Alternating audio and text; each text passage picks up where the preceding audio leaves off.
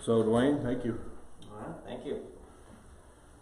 So yes, I know there's lots of notes back there, but we are on the one that says EST 4 or Esther 3 at the top.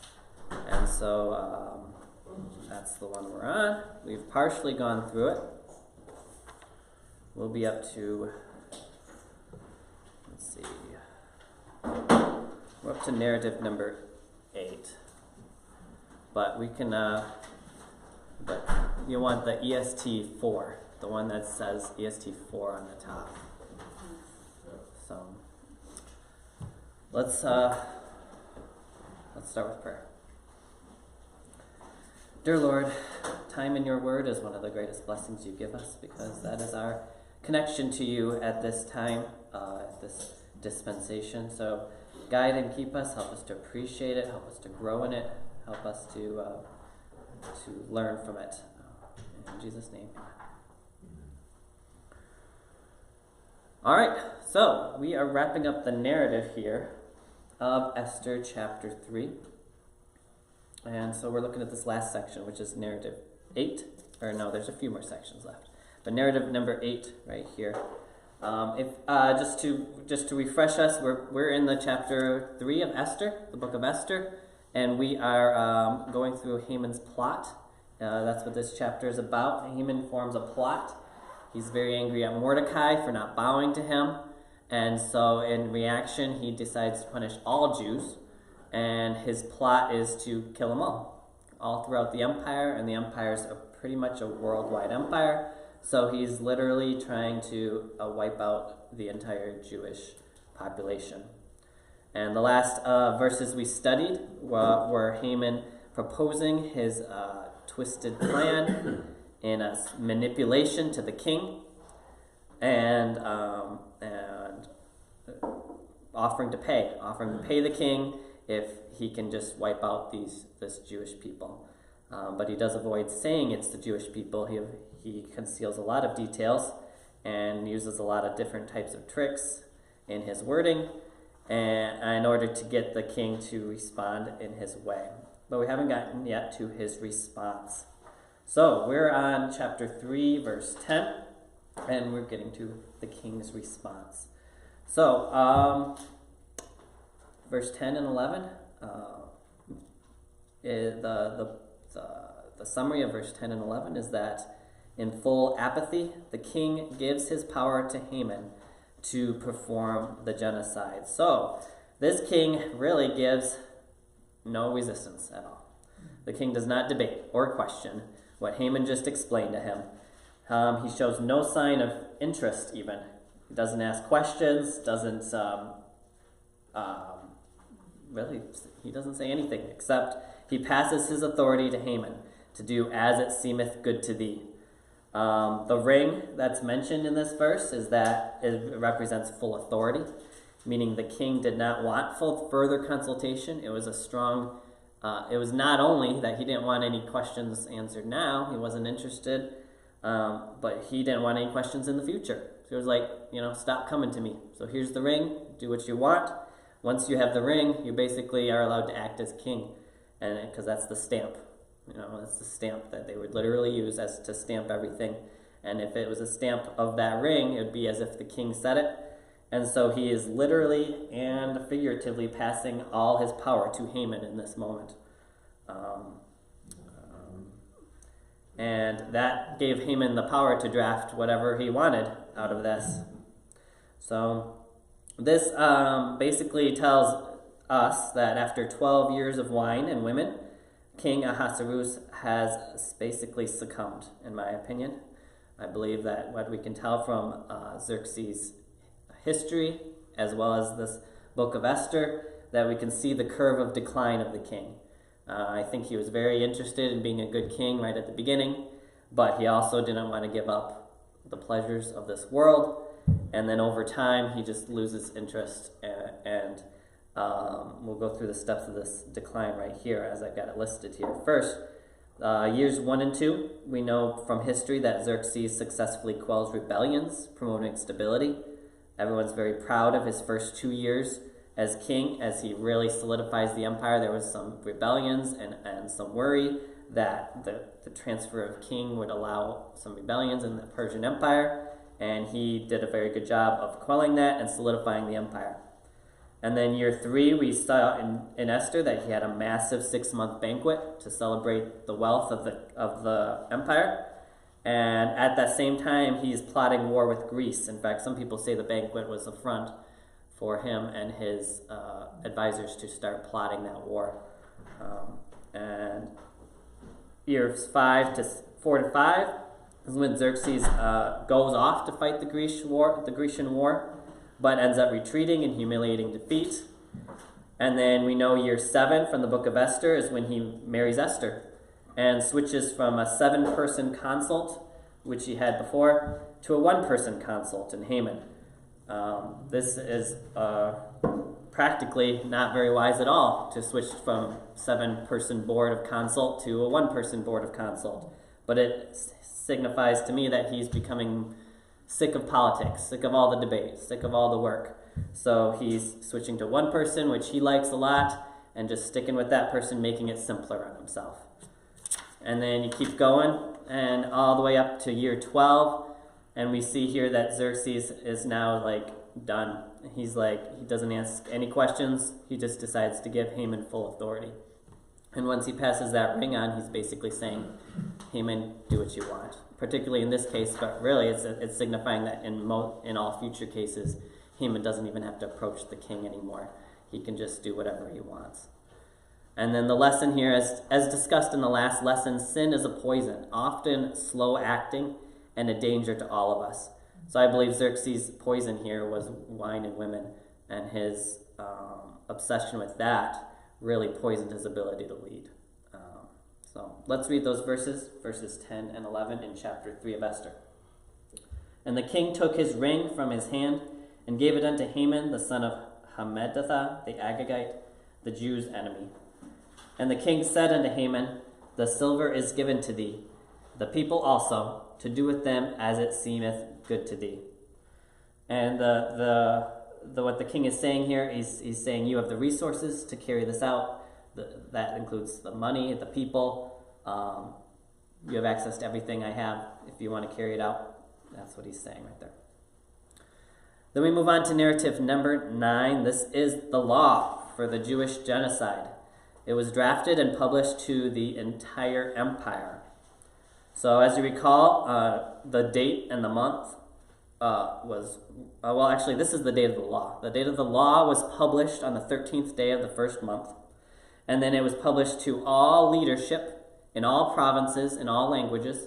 As you recall, this Persian Empire was basically a world empire. It covered all of pretty much known civilization. There was a few exceptions like Greece, but not much. And so this was the entire world, essentially. It was carried out in Ahasuerus' name, or Xerxes' name. All people are commanded to destroy, to kill, and to cause to perish all Jews. Now, if you know the Bible, when it says something twice, it's emphasizing it. When it says something 3 times, it's very emphasizing it. And this is one of the few times in Scripture where it actually says things 3 times. It really wants the Jews to die very badly. And so there is no discretion in this law that they say. They say both young and old, little children and women, no shame at all, no discretion. The date of death, which we know was rolled with dice, essentially, turned out to be the 13th day of the 12th month. That was 11 months from the day that the law was published. And then whoever participates is told that they are allowed to loot the dead Jews for the reward.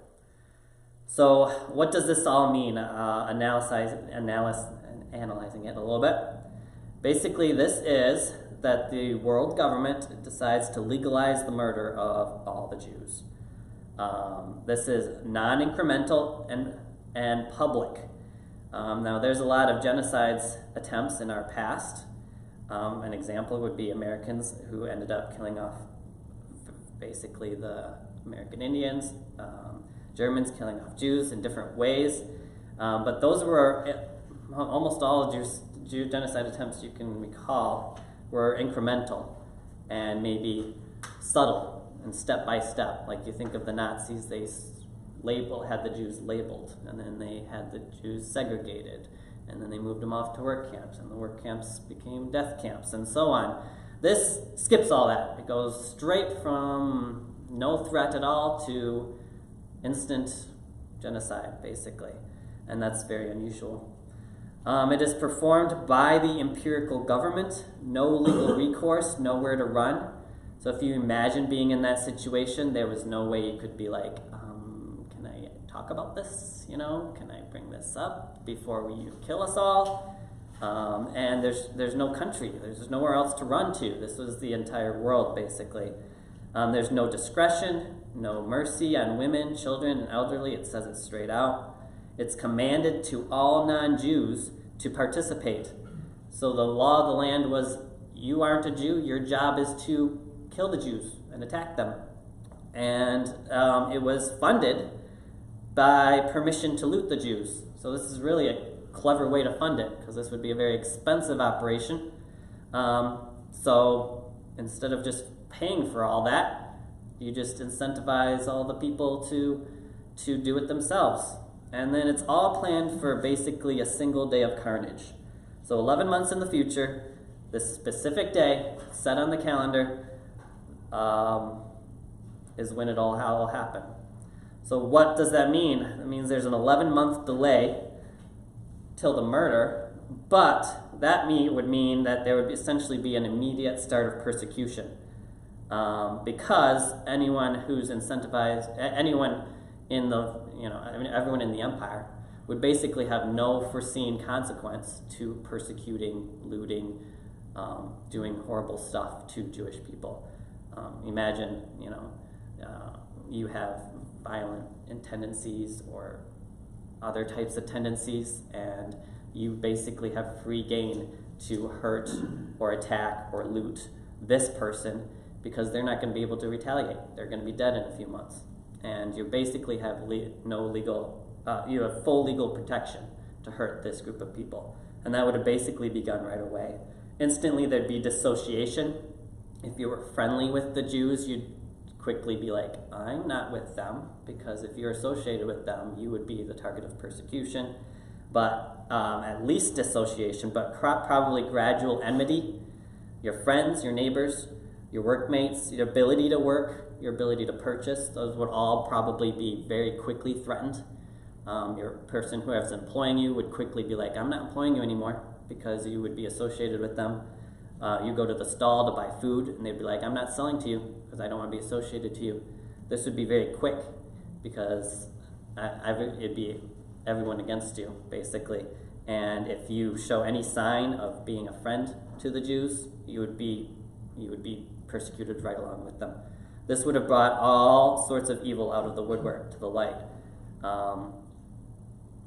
Basically, you would quickly, if you were a Jew, you would quickly know your true friends and your true allies, and who was really an enemy, because this would be the ultimate test. Any true friends of the Jews would be risking their lives. And then this is a foreshadow, a glimpse of the tribulation.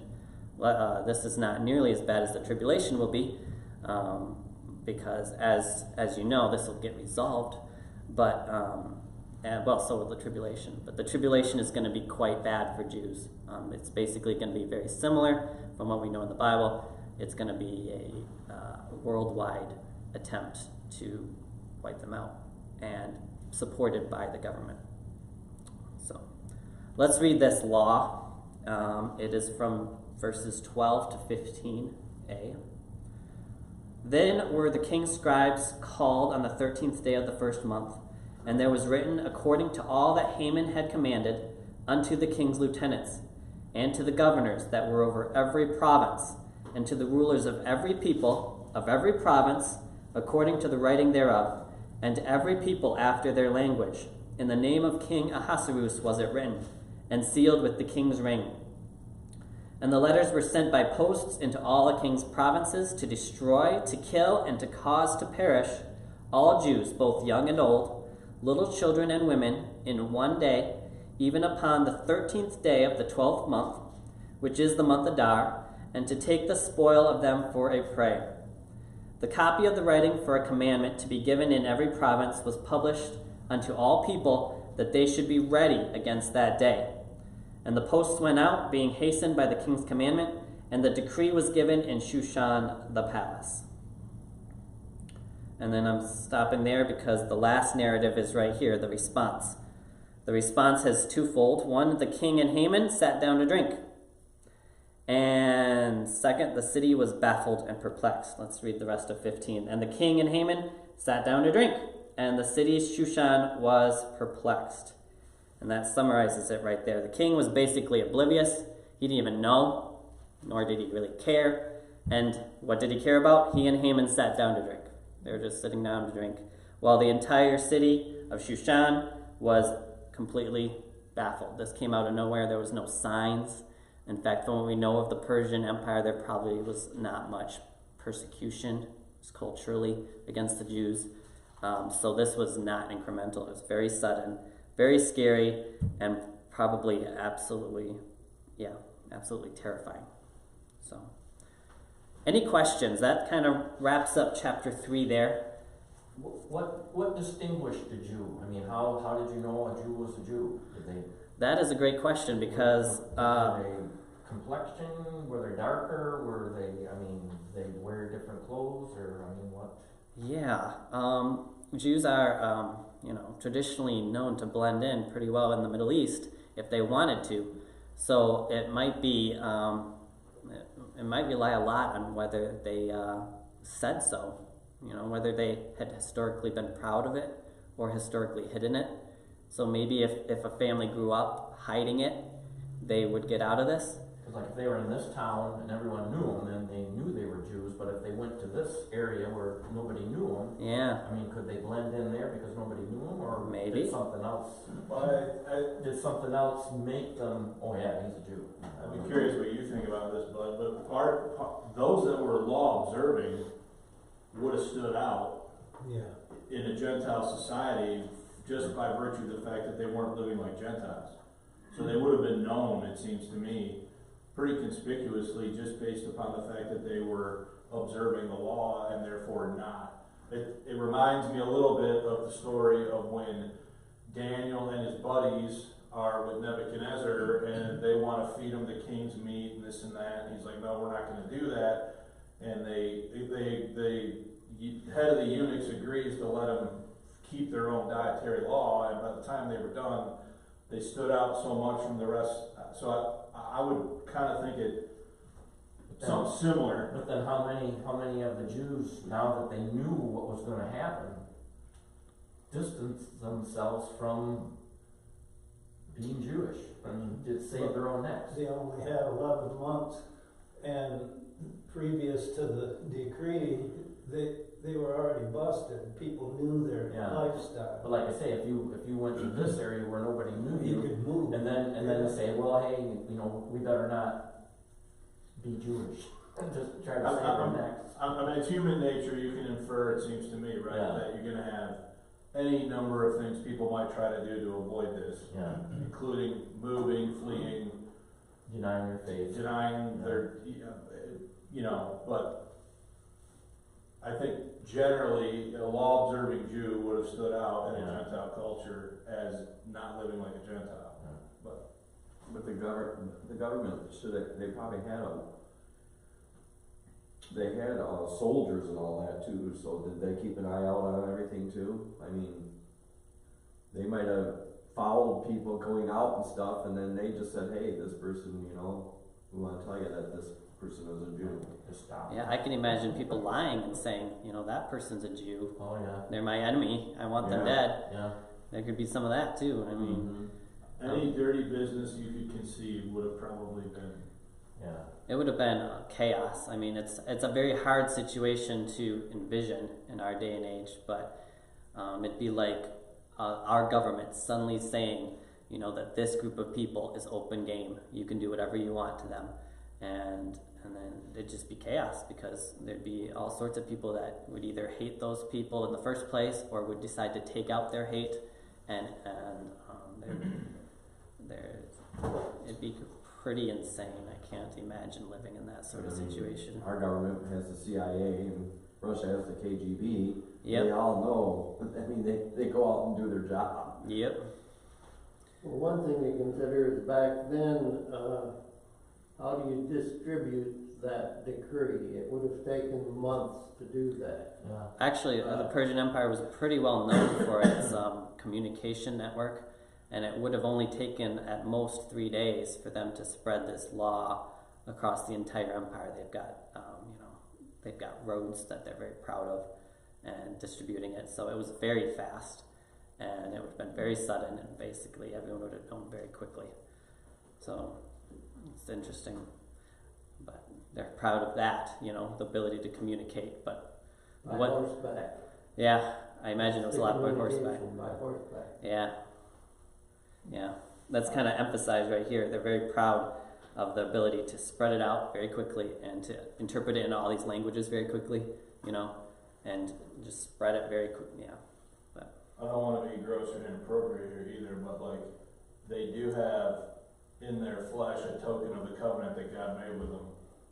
So if you were Jewish and you had been circumcised according to the law of Moses, it would have been easy to figure out who's Jewish and who's not. Also, For the men at least. Yeah. Also, that up to that point, most Jews were very proud of that, so they'd be bragging about it. Not all Jews, but the custom of the Jews at that time were like, I'm circumcised and I'm better than you because of it, and this would be very quickly a turning of circumstances. And did they own most of the businesses back then? Did they have businesses or did they have the profession of? Well, they were likely a very small minority. I think it was about 100,000, and this was a country of millions. So, but I don't know how wealthy they were compared to others, But this would be a small minority. It wouldn't be like a big 10% or 20%. It would be more like a 1%. But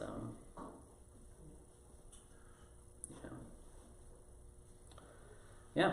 Okay. So let's move on into section 2. This is divine wisdoms. I'm not going to dive deep into divine wisdoms here, but there's 3 short lessons I'm going to cover.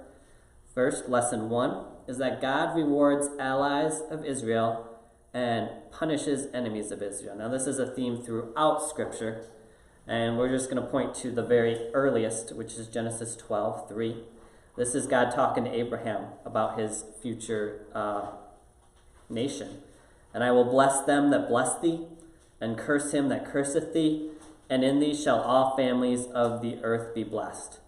And you can follow that theme all the way through Scripture, all the way into Revelation. The people in Revelation who are facing this, if you were one to help the Jews, God promises that you will have great blessing. And of course, in Revelation, if you were one to take the mark of the beast and fight or hurt the Jews, then you would have the opposite. And so it's just one of God's principles. A lot of people don't like this principle because it seems to favor a nation, but that's just what the Bible is. And whether you like it, understand it or not, this is a very core principle of what God teaches. Lesson number 2 is that Jews have faced extreme opposition throughout history. This is not new. There's some strange aspects of this one, but really, ever since Abraham all the way through the tribulation, Jews have and will face extreme opposition throughout history that really is baffling if you consider it from a non-theological standpoint, how this one nation can be so heavily targeted. We'll look at 3 examples here. First, in the past, Abraham with Hagar and Ishmael, they tried to substitute for God's will. That led to a series of peoples who became enemies of Israel. You can look that up in Genesis 16, although it's really the whole book of Genesis, the whole book of the Bible, how that off-marriage led to the offshoot of many of Israel's enemies, including modern-day Arabs. And then present-day modern pressure to wipe out Jews, even in America, even in leadership. If you're not aware of this, I commend you for not watching politics, but even in modern American politics, there are leaders that are calling to wipe out Jews, and they're saying it very publicly and very open, as if it's normal. And in the future, the tribulation, when Jewish persecution will be the law of the Antichrist, And we can see that in Matthew 24:21. I'll read this one. This is Jesus talking about the tribulation coming up. For then shall be great tribulation, such as was not since the beginning of the world, to this time, no, nor ever shall be. So, and then lesson number 3 is beware peer pressure. There's really 3 types of peer pressure in the story in the chapter we just read. There was Mordecai, when he was being pressured by his workmates just to bow. There's Haman, who is being pressured, or who is pressuring for passing immoral laws or instructions. And then I've got page 5 here, or the pressure that's going to happen immediately once this law is passed, where the neighbors of Jews will immediately be pressured to treat them very badly. So, okay, let's move on to the allegory. I've got a picture here just to mention. These are our 4 characters. The focus on this chapter is Haman. We are introduced to him. And he is very evil, and he's doing all his power to manipulate the king here to kill off the Jews. Specifically this one right here. He doesn't care personally about all the others, but he's marking revenge on all the others because of this, because of Mordecai's refusal to bow. So we're going to look at the allegory of this. First, we'll go by character. First, King Ahasuerus, which I understand represents the world. The king selects Haman as his second in command, as humanity has selected Satan as its highest counsel since Adam and Eve through today. So just the very first verses that we covered last week in chapter 3 is when the king decides to just stop consulting 7 people and promotes Haman as his only consultation. And that can point to 2 Corinthians 4:4, where we basically decide, well, let's read that. In whom God, the God of this world, hath blinded the minds of them which believe not, lest the light of the glorious gospel of Christ, who is the image of God, should shine unto them. Now, what I want to point out in that verse is that the Bible clearly says that the devil is the god of this world. And that's been appointed by us. We decided to make him our God as the world. And he is basically our second in command. And a lot of the power that Satan gets is because we've passed it on to him. We've decided we want to give him that power. And that started all the way back in Adam and Eve. And it carries through to today. And then the king commands all to bow to Haman, just as the world calls everyone to false religion.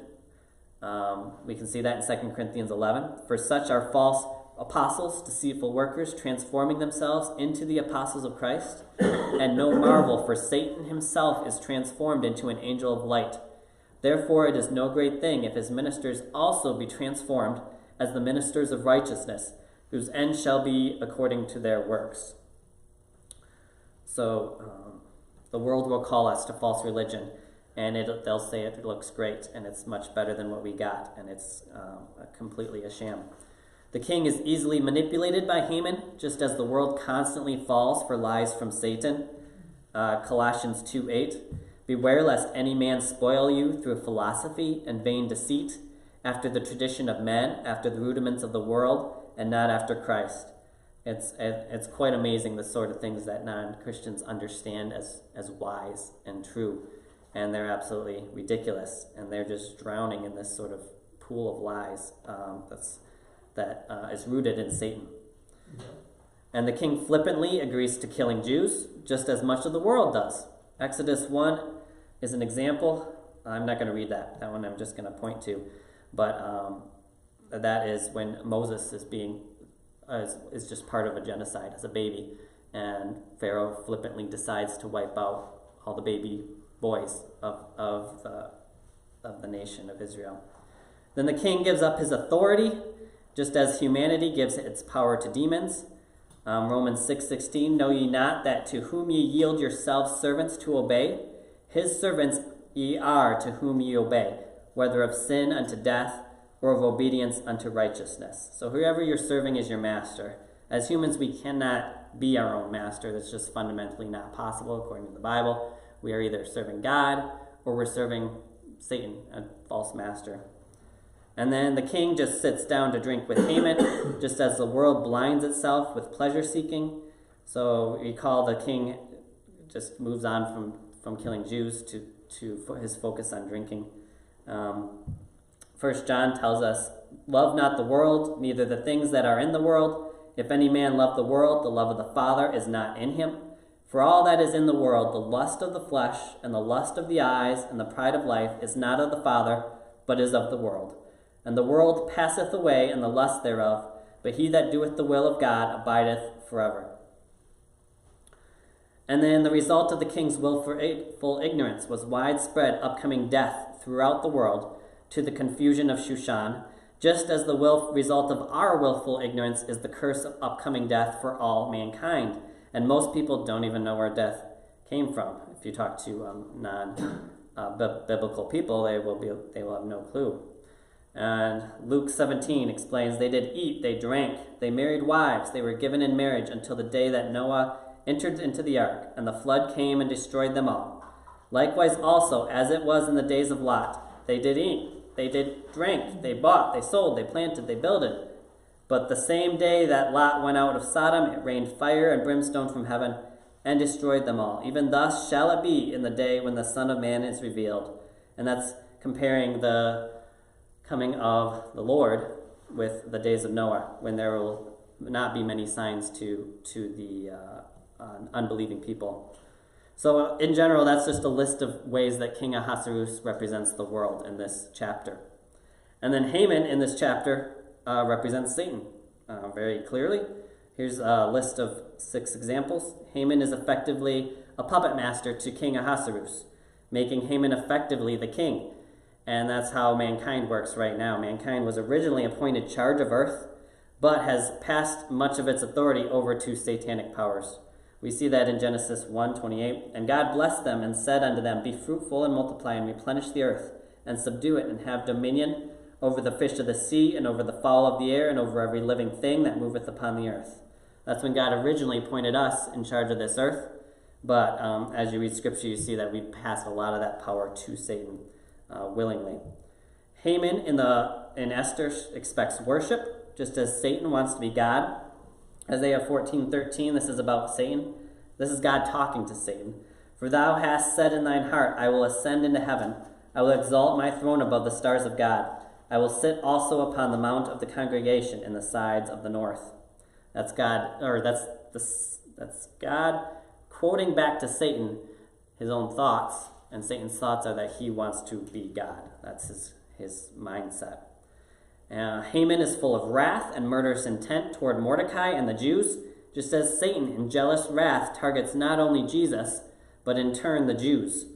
Revelation 12:17, and the dragon was wroth with the woman, and went to make war with the remnant of her seed, which keep the commandments of God and have the testimony of Jesus Christ. It says straight out there that Satan's wrath towards Jews is rooted in their promise of Jesus Christ.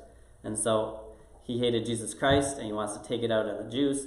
A common theory, and I think it's true, is that the reason that the Jews were tried to be genocided constantly before Jesus came was that Satan was trying to prevent Jesus from coming by wiping out the Jews. If he prevented them all, if he wiped them all out, then Jesus couldn't come, because that was part of the promise. And Haman in the story uses gambling and drinking to distract the king, just as Satan uses many pleasure-seeking poisons to distract the world from the truth. We see that trick in Luke 21. And take heed to yourselves, lest at any times your hearts be overcharged with surfeiting and drunkenness and cares of this life, and so that day come upon you unawares. And that's literally talking about the end times, where you're blinded towards the end times because of the pleasures of this world, and that's Jesus talking. Haman uses partial truths. We talk about that. He uses appeals to pride and profit and bribes to trick the king. Satan uses the same tactics. We see that in 2 Corinthians 11. For such are false apostles, deceitful workers, transforming themselves into the apostles of Christ. And no marvel, for Satan himself is transformed into an angel of light.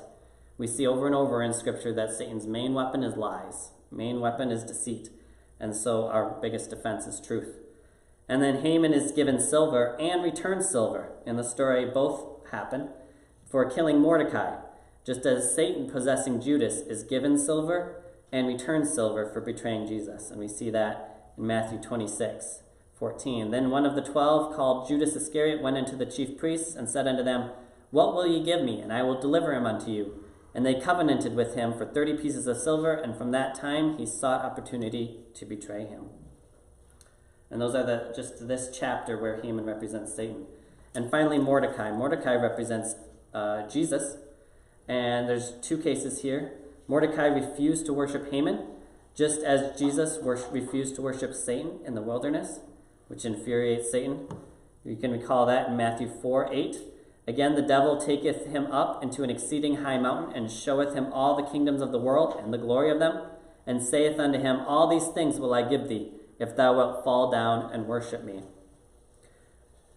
And the king's servants give up Mordecai, just as the world gave up Jesus to be crucified. John 1:11, He came unto his own, and his own received him not. So,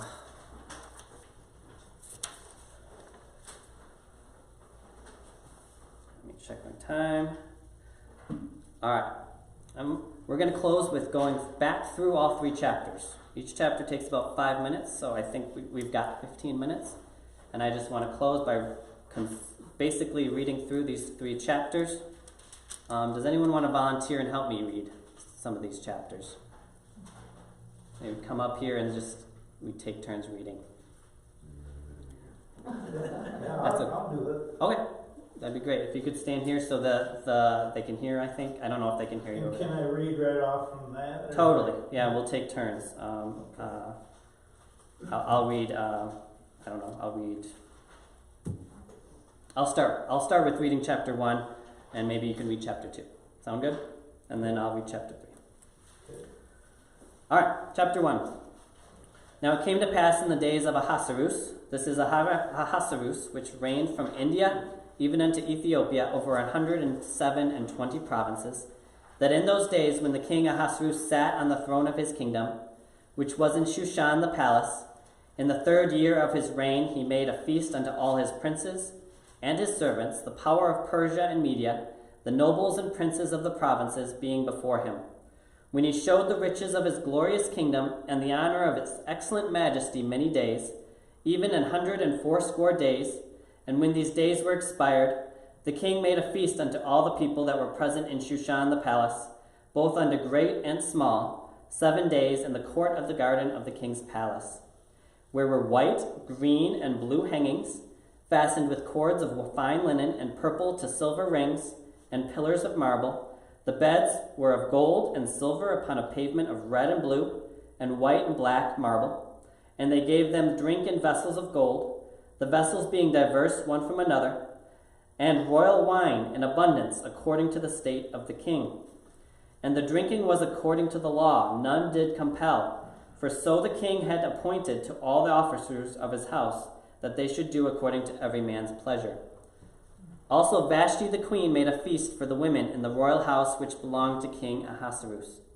On the 7th day, when the heart of the king was merry with wine, he commanded Mehuman, Biztha, Harbona, Bigtha, and Abagtha, Zethar, and Carcass, the 7 chamberlains that served in the presence of Ahasuerus the king, to bring Vashti the queen before the king with the crown royal, to show the people and the princes her beauty, for she was fair to look on.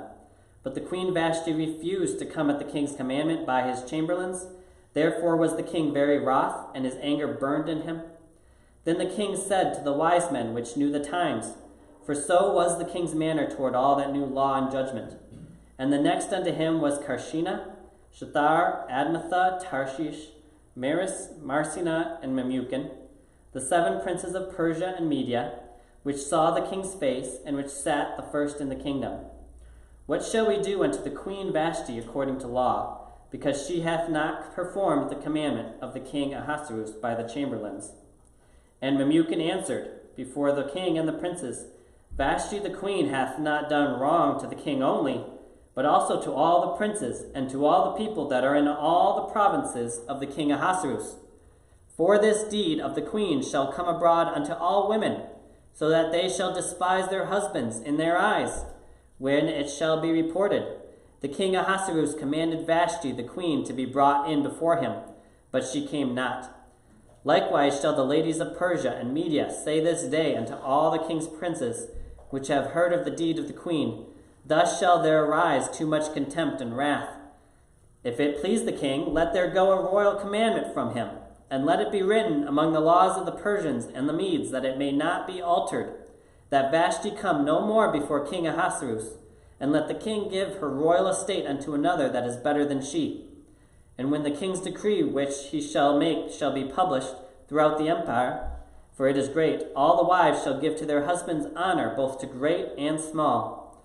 And the saying pleased the king and the princes, and the king did according to the word of Memucan, for he sent letters into all the king's provinces, into every province according to the writing thereof, and to every people after their language, that every man should bear rule in his own house, and that it should be published according to the language of every people. You have Esther memorized, bud? Yeah. Oh, I thought you were talking to me. I'll be reading chapter 2. After these things, when the wrath of King Ahasuerus was appeased, he remembered Vashti, and what she had done, and what was decreed against her. Then said the king's servants that ministered unto him, let there be fair young virgins sought for the king. And let the king appoint officers in all the provinces in his kingdom, that they may gather together all the fair young virgins unto Shushan the palace, to the house of the women, unto the custody of Haggai the king's chamberlain, keeper of the women, and let their things for purification be given them. And let the maiden which pleaseth the king be queen. And let the maiden which pleaseth the king be queen instead of Vashti. And the thing pleased the king, and he did so. Now in Shushan the palace there was a certain Jew whose name was Mordecai, the son of Jair, the son of Shimi, the son of Kish, a Benjamite, who had been carried away from Jerusalem with the captivity which had been carried away with Jeconiah, king of Judah, whom Nebuchadnezzar, the king of Babylon, had carried away. And he brought up Hadassah, that is Esther, his uncle's daughter, for she had neither father nor mother, and the maid was fair and beautiful, whom Mordecai, when her father and mother were dead, took for his own daughter. So it came to pass, when the king's commandment and his decree was heard, and when many maidens were gathered together unto Shushan the palace, to the custody of Haggai, that Esther was brought also unto the king's house, to the custody of Haggai, keeper of the women. And the maiden pleased him, and she obtained kindness of him, and he speedily gave her things for purification, with such things as belonged to her, and 7 maidens which were meet to be given her out of the king's house, and he preferred her and her maids unto the best place of the house of the women. Esther had not showed her people nor her kindred, for Mordecai had charged her that she should not show it. And Mordecai walked every day before the court of the women's house, to know how Esther did and what should become of her. Now when every maid's turn was come to go in to King Ahasuerus, after that she had been 12 months according to the manner of the women, for so were the days of their purification accomplished, to wit, 6 months with oil of myrrh, and 6 months with sweet odors, and with other things for the purifying of the women. Then thus came every maiden unto the king, whatsoever she desired was given her to go with her out of the house of the women unto the king's house. In the evening she went, and on the morrow she returned into the second house of the women to the custody of Shagaz, the king's chamberlain, which kept the concubines. She came in unto the king no more, except the king delighted in her, and that she were called by name. Now when the turn of Esther, the daughter of Abihail, the uncle of Mordecai, who had taken her for his daughter, was come to go in to the king, she required nothing but what Hegai, the king's chamberlain, the keeper of the women, appointed.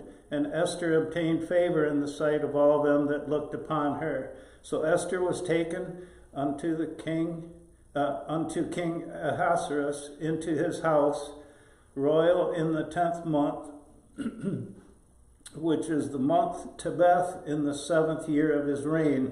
And the king loved Esther above all the women, and she obtained grace and favor in his sight than all the virgins, so that he set the royal crown upon her head, and made her queen instead of Vashti. Then the king made a great feast unto all his princes and his servants, even Esther's feast. And he made a release to the provinces, and gave gifts according to the state of the king. And when the virgins were gathered together the second time, then Mordecai sat in the king's gate. Esther had not yet showed her kindness, nor her people, her kindred, nor her people, as Mordecai had charged her. For Esther did the commandment of Mordecai, like as when she was brought up with him. In those days, while Mordecai sat in the king's gate, two of the king's chamberlains, Bigthan and Teresh, of those which kept the door, were wroth, and sought to lay hand on the king Ahasuerus. And the thing was known to Mordecai, who told it unto Esther the queen. And Esther certified the king thereof in Mordecai's name. And when inquisition was made of the matter, it was found out. Therefore they were both hanged on a tree, and it was written in the book of the Chronicles before the king. Thank you. And chapter 3. After these things did King Ahasuerus promote Haman, the son of Hammedatha the Agagite, and advanced him, and set his seat above all the princes that were with him. And all the king's servants that were in the king's gate bowed and reverenced Haman, for the king had so commanded concerning him. But Mordecai bowed not, nor did him reverence. Then the king's servants which were in the king's gate said unto Mordecai, Why transgressest thou the king's commandment? Now it came to pass, when they spake daily unto him, and he hearkened not unto them, that they told Haman, to see whether Mordecai's matters would stand, for he had told them that he was a Jew. And when Haman saw that Mordecai bowed not, nor did him reverence, then was Haman full of wrath. And he thought scorn to lay hands on Mordecai alone, for he thought scorn to lay hands on Mordecai alone, for they had showed him the people of Mordecai. Wherefore Haman sought to destroy all the Jews that were throughout the whole kingdom of Ahasuerus, even the people of Mordecai. In the first month, that is, the month Nisan, in the 12th year of King Ahasuerus, they cast pur, that is, the lot, before Haman from day to day, and from month to month, to the 12th month, that is, the month Adar. And Haman said unto King Ahasuerus, There is a certain people scattered abroad and dispersed among the people, in all the provinces of thy kingdom, and their laws are diverse from all people. Neither keep they the king's laws, therefore it is not for the king's profit to suffer them. If it please the king, let it be written, that they may be destroyed, and I will pay 10,000 talents of silver to the hands of those that have the charge of the business, to bring it into the king's treasuries. And the king took his ring from his hand, and gave it unto Haman the son of Hammedatha the Agagite, the Jew's enemy. And the king said unto Haman, The silver is given to thee, the people also, to do with them as it seemeth good to thee. Then were the king's scribes called on the 13th day of the first month, and there was written according to all that Haman had commanded unto the king's lieutenants, and to the governors that were over every province, and to the rulers of every people, of every province, according to the writing thereof, and to every people after their language.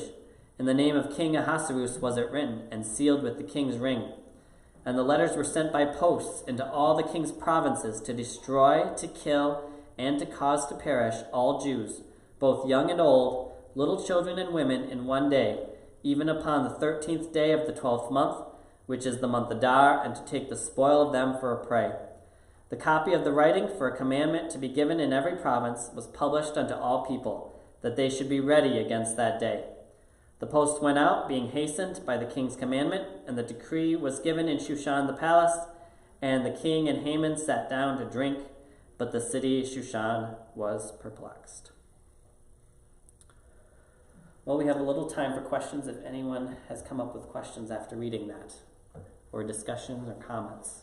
Got about 5 minutes. Esther's secret is still secret, right? At this point, yep. Exactly.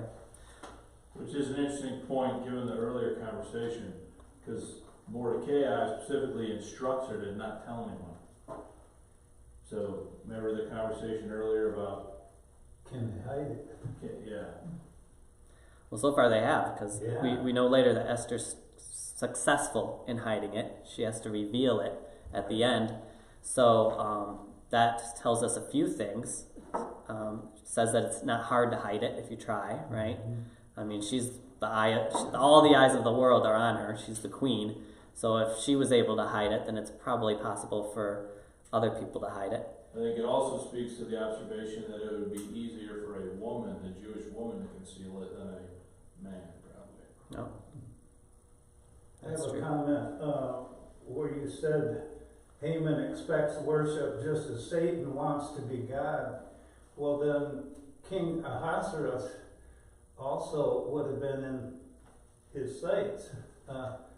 Haman wanting to be worshipped as God, there's no room for Ahasuerus. Yeah. I think Haman was very happy being king proxy, basically, He knew that although everyone, there's signs that I'm going to take that back in a moment, because if we get into the next chapters, you'll see that he's offered something. He's basically offered what he wants, and he decides to take being glorified as if he's king, and being pronounced throughout the city, and being seen as more glory. So he's got pretty much everything he could possibly want now, and the last thing he wants on top of that is more glory. He wants to be king. And so, I guess that happens to a lot of people. You get, the more you want. And so he's sitting there second in command, probably very happy with the fact he just got the ring, but still looking to what else he can get. Yeah.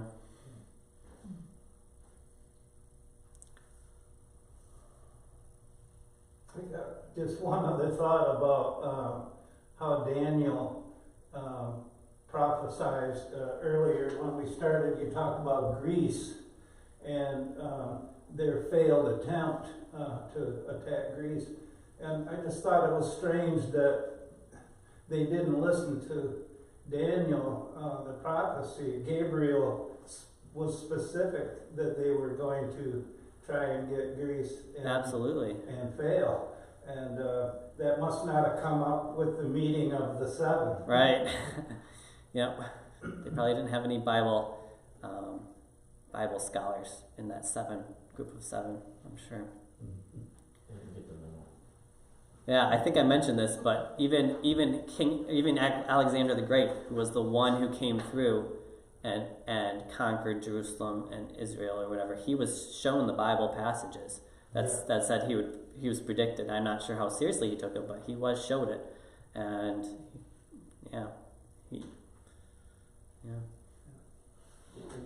It makes you think that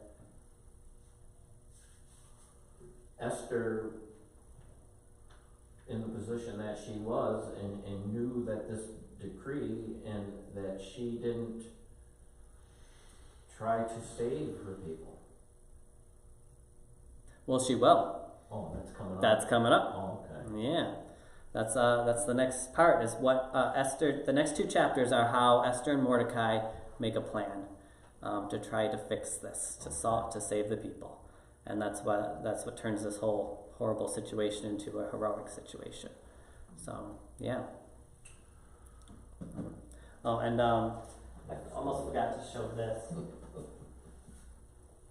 Basically, this is a summary of the allegories in this book. We've got the fall of Vashti, where the national allegory is that Israel rejects God and God divorces Israel, just like Vashti was divorced. Personal allegories, we reject Eden for spiritual death. Esther chapter 2, we saw the rise of Esther, and Mordecai saves the king secretly, no one really notices. And then the church replaces Israel for now, is represented by that, while the Jews don't notice the Messiah right in front of them. And then we are personally born again by faith, saved by Christ. And now we're on to chapter 3, which is the plot of Haman, which is signified nationally by the Jews being targeted by Satan, all the way from Abraham to Antichrist. And personally, we are blinded by Satan's lies, pleasures, wealth, and hatreds. So, all right, let's close in prayer. Dear Lord, one of our prayers is that you protect Israel, that you be their God, as you promised. Guide our nation to support Israel, because then we get your blessings, and we want those blessings. And you encourage us to pray for blessings for that, for our nation, and guide us all to be in your will as a nation, as a people, and as individuals. So, and as a church as well. So, guide us all, protect us, lead us in wisdom. In Jesus' name, amen. All right, let's